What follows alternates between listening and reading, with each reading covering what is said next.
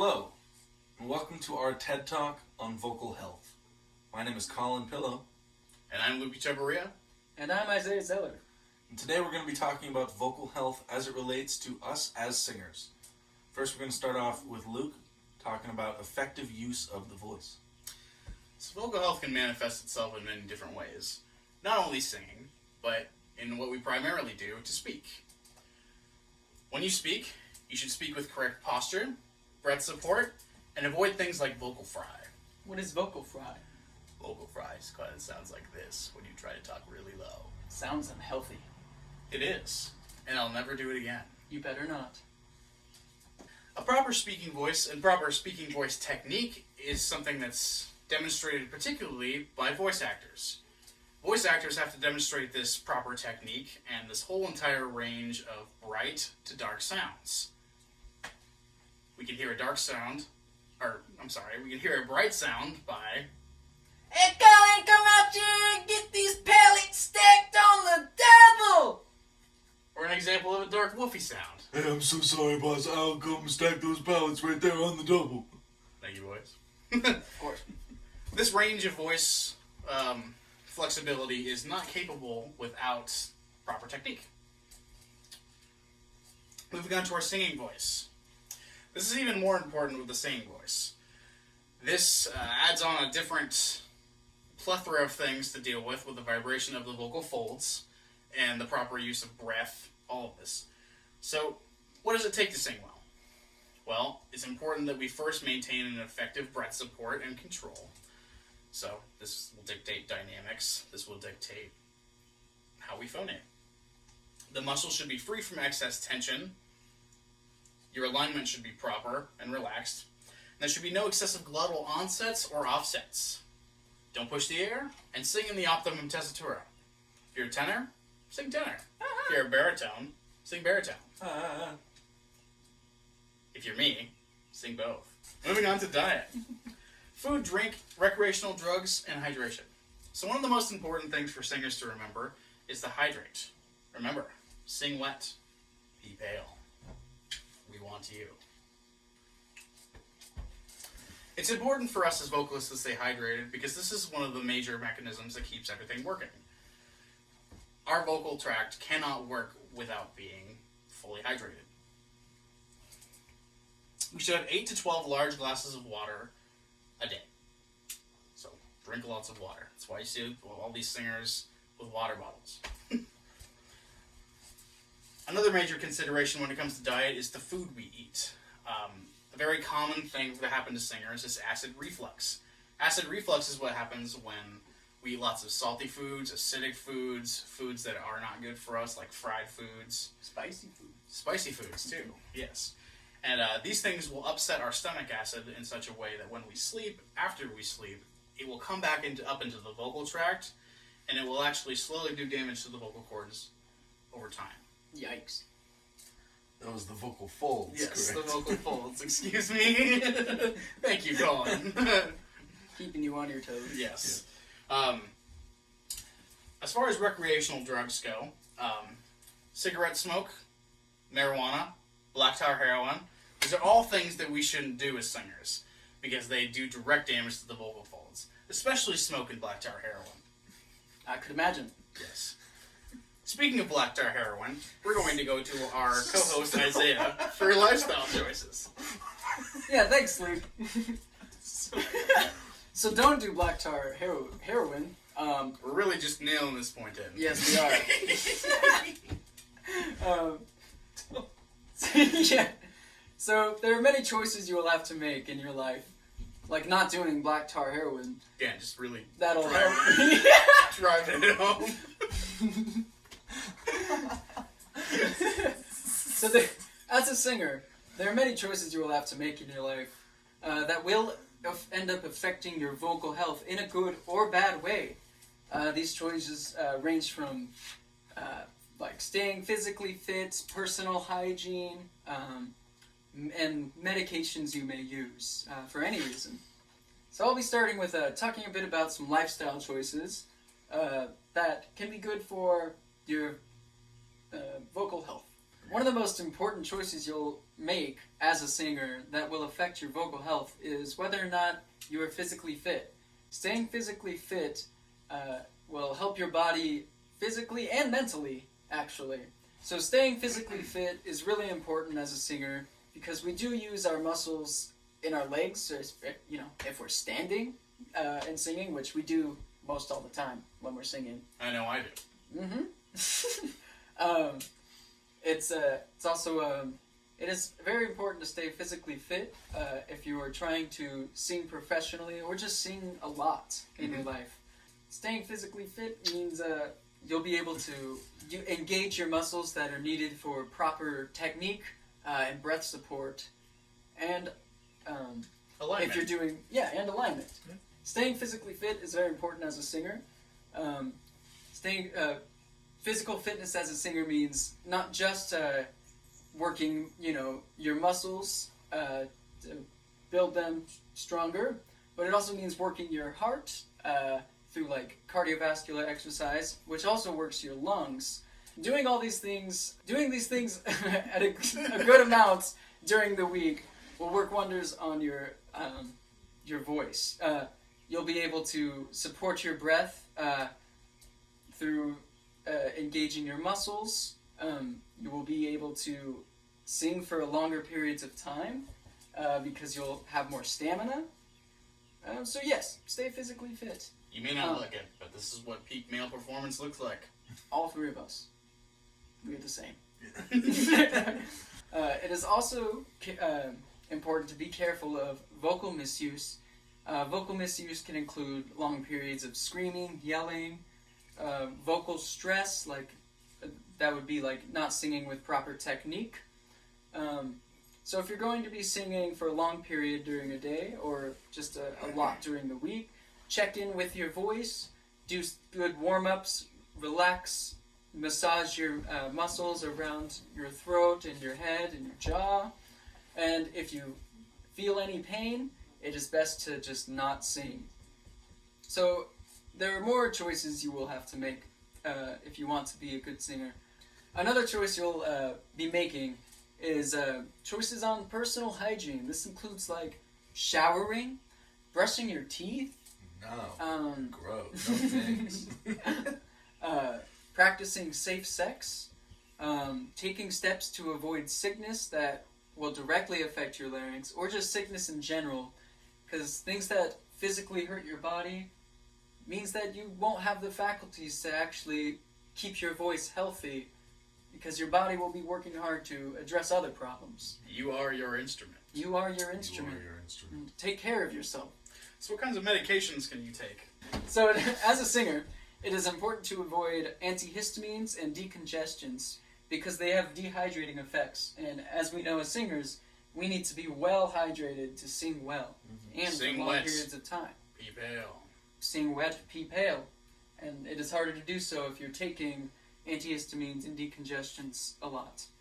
Other things to avoid as a singer would also be ibuprofen or Advil, aspirin, and other NSAIDs due to their increased risk of vocal fold hemorrhage. Ibuprofen and aspirin increase your risk of vocal fold hemorrhage because they are actually blood thinners. And blood thinners Thin the blood. thin the blood. And that means there will be, if you're trying to sing over a long period of time and you're on some blood thinners, Too stressfully. it will stress out your vocal folds will go under unnecessary stress. And increase the risk of vocal hemorrhage. Exactly. But not all hope is lost.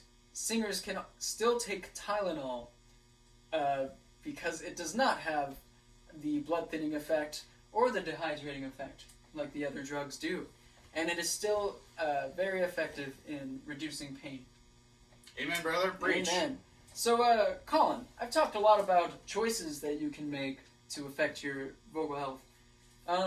What are some possible vocal problems, like pathologies, that can arise as a singer? Well, some possible vocal problems and pathologies that can arise as a singer. Well, the most common issue that we can find in the voice is laryngitis, which is any inflammation of the larynx. Any. So anything at all falls under the umbrella of laryngitis. It can put you out from a couple weeks to a few months, which is not good. We don't want that. That's a long time. Yeah. That's an issue. So not soon for that. It can be caused or worsened by things like allergies or alcohol and tobacco use, as was mentioned before, and dehydration. So we want to, sing wet. Be bail. Amen. There are also issues that have been mentioned before, like the food that you eat can affect it. So if there's an overabundance of acidity going on, you might have a gastroesophageal reflux disorder, and that's going to send acid up, and that can actually spill over into your larynx. Watch those hot Cheetos. Yeah, that's when we get laryngopharyngeal reflux, which can. We just don't want that. Doesn't sound good. I don't want that at all. There's also something called steroid myasthenia, which is inhalers. You know, if you take an inhaler, that can dry out. Yeah. Myself. I know a couple inhalers. Another issue can be fungal, actually, if there is an imbalance of the bacteria in your body. That's not fun at all. That can cause issues. So one thing that singers might have to go through sometimes, if there's been misuse or overuse, especially, which I could not imagine. Anyone who's been through this is probably one of the toughest people I've ever met. Probably. I agree. And possibly Canadian American. yeah, yes, will be very nice about. Very good instructor. Anyway, yes. We digress. A vocal fold hemorrhage.